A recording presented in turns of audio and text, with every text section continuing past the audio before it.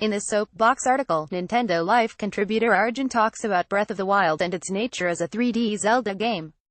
Before I begin, let me clarify one thing: Breath of the Wild is one of the best games I have ever played. Pun intended. It truly is a breath of fresh air when it comes to video games in general, and I still find myself going back to it now and again to attempt to 100% it as well as explore its nooks and crannies, even 7 months since its release and with so many other games to play. But a true fan of anything should also be the first to admit flaws and share constructive criticism. While Breath of the Wild is a revolutionary, blockbuster entry in the Legend of Zelda series' illustrious history, I believe that it fails to grasp some of the core ingredients that many 3D Zelda games possess. With that in mind, here's my personal opinion on how Breath of the Wild doesn't quite stack up to the 3D Zeldas of yesteryear from a typical Zelda perspective, which marginally lets the game down as a 3D Zelda game, not as a game in general. Once again, I can't stress enough that it is indeed one of the best games I've ever played, but I'm just assessing it as far as 3D Zelda games go, so hold on to that thought while reading the rest of this soapbox. Warning: potential spoilers ahead. Story. Kicking things off with the game's narrative, there's actually nothing wrong with the story presented in Breath of the Wild in my opinion. We're introduced to some great characters, and we're treated to many glimpses of Hyrule 100 years prior to the game's events. The problem I do have, however, is how certain aspects of the story aren't mandatory to encounter and can thus be missed altogether, which isn't the case in most if not all traditional 3D Zelda games. A great example is obtaining the Master Sword. This item is a staple in the Zelda series, yet I know many players who have slain Ganon without knowing the legendary blade even exists in Breath of the Wild. For most open-world, free-roaming adventure games, this non-linear approach is completely fine and understandable.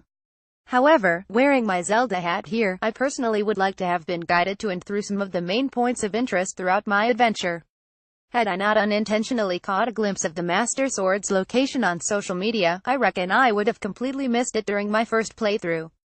Now don't get me wrong, I'm not confusing the game's story with its side quests. These optional tasks have always been present in Zelda games, but I believe pivotal story points to the franchise's lore should be compulsory checkpoints. Of course, the game's first DLC, which focuses purely on the Master Sword, helps rectify this, but aside from this, the Master Sword is never really treated as a staple of the game. Besides, it's fair to say that most players would have completed the game's main story before attempting its first DLC challenge, therefore increasing the likelihood of them missing the legendary blade altogether.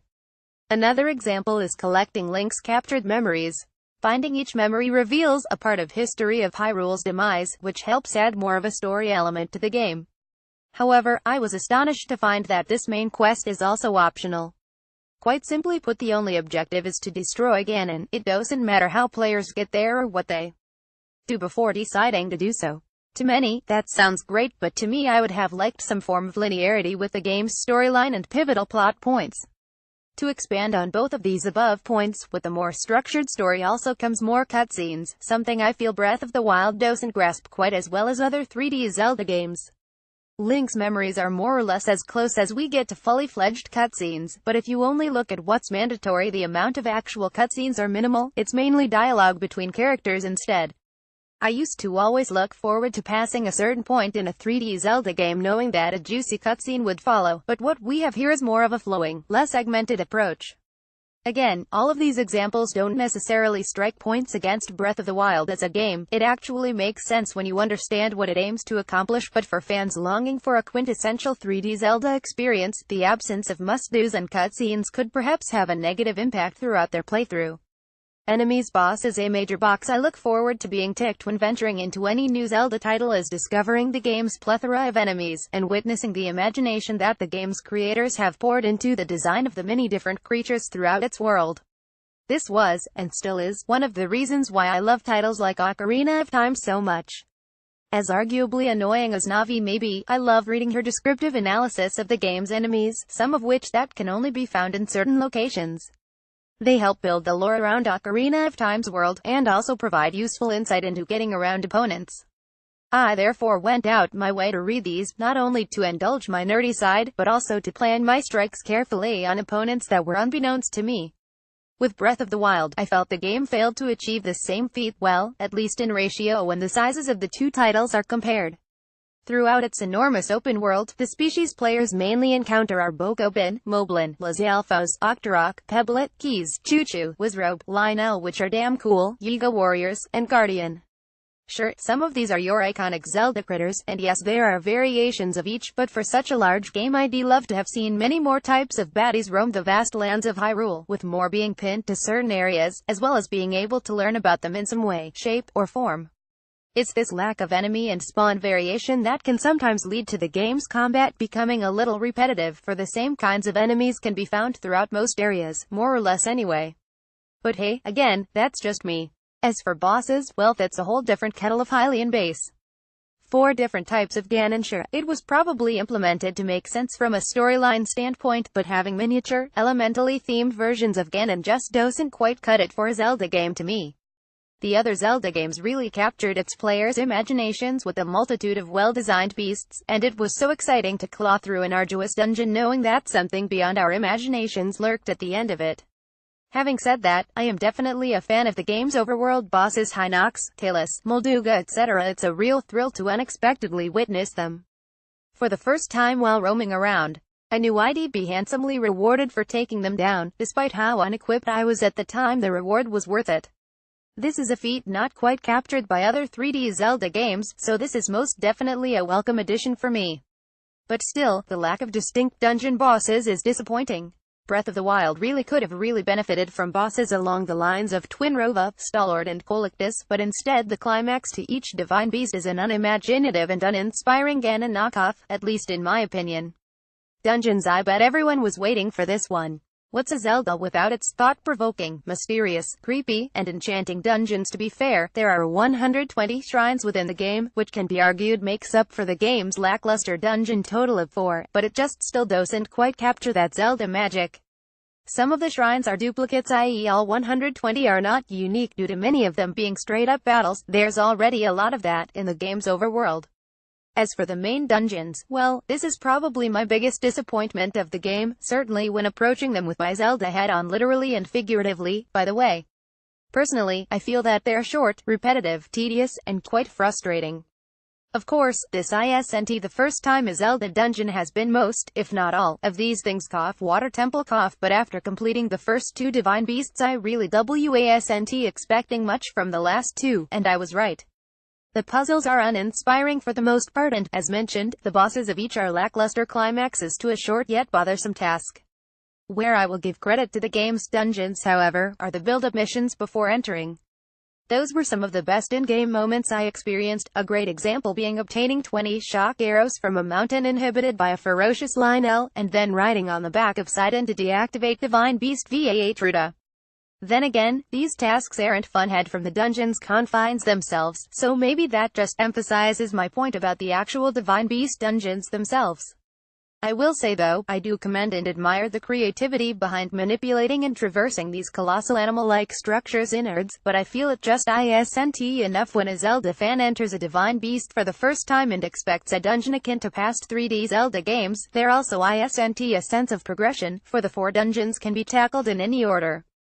This means that they're seemingly supposed to be equal in difficulty, and thus the feeling of getting stronger for a stronger challenge is absent.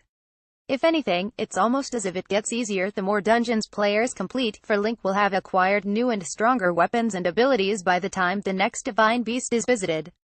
Also, while everyone may not agree on this point, these dungeons did make me miss the dungeon-exclusive item weapon formula Zelda has possessed over its years. Yes, not having this arguably makes the player think on their feet a bit more, but grabbing the dungeon's treasure and using it to traverse the rest of its confines, take down its monstrosity, and then roam the rest of Hyrule with this spanking new gizmo in hand is a feeling I truly adore, and now miss. Weapons items. I've already just referenced the dungeon-specific items, weapons and Master Swords previously, but just to reiterate, I do miss items that Link can keep forever to aid him on his quest.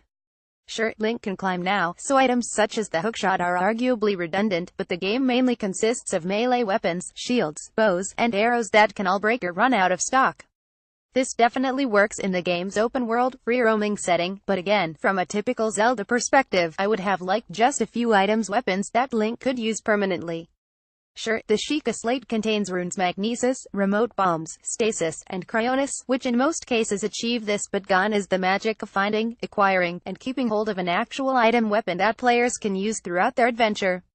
Music. Other than its amazing gameplay mechanics and memorable characters, the Legend of Zelda series has always stood out with its awe-inspiring music. So much so, in fact, that there is a Zelda-dedicated orchestra that travels the world to perform the franchise's most iconic music, called Symphony of the Goddesses. My daily playlist is filled with songs from Ocarina of Time, Majora's Mask, The Wind Waker, Twilight Princess, and Skyward Sword, and so when Breath of the Wild was on the horizon, I was super excited to add its music to my list of delightful ear candy. Upon playing the game, however, I was quickly made aware that this game is like no other Zelda in terms of continuous music accompanying Link's journey. Instead, tranquil sounds of the world's natural environments and subtle instrumental noises sprinkle themselves in from area to area. Now, I completely understand why Nintendo opted for this approach. Breath of the Wild is this series' first true open-world, free-roaming game, and having repetitive music would probably drive the player insane, especially as its areas are so vast that it could take some time for players to hear a multitude of songs on a single playthrough. However, even though the approach makes sense, it's something I sorely miss. Of course, there are a few exceptions. The Hateno Village and Zorasa domain themes are great examples of beautiful music isolated to one area, but there is just not enough of this in the game to satisfy me from a music standpoint. And it's mainly this reason as to why Breath of the Wild also doesn't focus on Link learning any songs to use for certain tasks. Sure, there is Cass and his trusty accordion, but this isn't quite the same. The player instead must use clues from song lyrics to solve puzzles. Now I'm all for change, but the fact that most Zelda games contain some element of learning and using music to the player's advantage is something I sought after in my playthrough. As for Breath of the Wild's main theme, well, this is something I thought I would hear more often throughout my adventure, but again I was sadly mistaken. It wasn't like Ocarina of Time's Zelda's Lullaby, Twilight Princess main theme, or Skyward Sword's Ballad of the Goddess, recurring themes that play throughout the adventure. As a result, the game's main theme had, and still has, no impact on me, and thus I feel that there isn't a single song that would prompt delightful thoughts of my Breath of the Wild playthrough like other Zelda games have done so well, maybe aside from the aforementioned Hateno Village.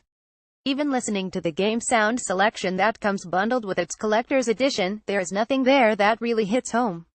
The songs are more subtle, and when compared to a soundtrack such as The Wind Waker, there's definitely a stark contrast. It's a weird one, this. Again, I know why they did it, and it's the right and logical choice, but it still, albeit slightly, negatively impacted my experience. Going back to Symphony of the Goddesses here, I've booked my ticket to attend the event in London in November, making it my third year in a row.